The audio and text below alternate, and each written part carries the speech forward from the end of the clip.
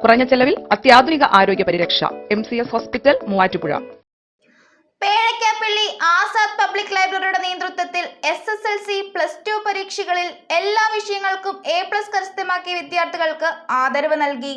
എറണാകുളം ജില്ലാ library council president PK Soman അനുമോദന യോഗം ഉദ്ഘാടനം ചെയ്തു.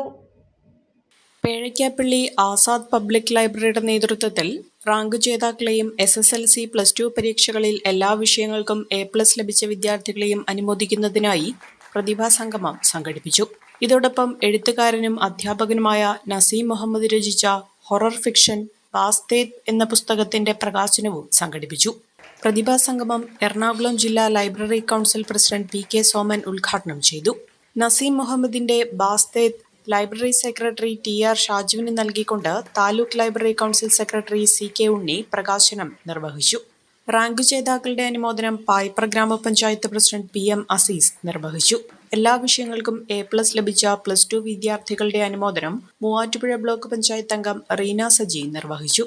SSLCക്ക് എല്ലാ വിഷയങ്ങൾക്കും A+ നേടിയ വിദ്യാർത്ഥികൾക്കുള്ള അനുമോദനം ഗ്രാമപഞ്ചായത്ത് അംഗം VE നാസർ നിർവഹിച്ചു.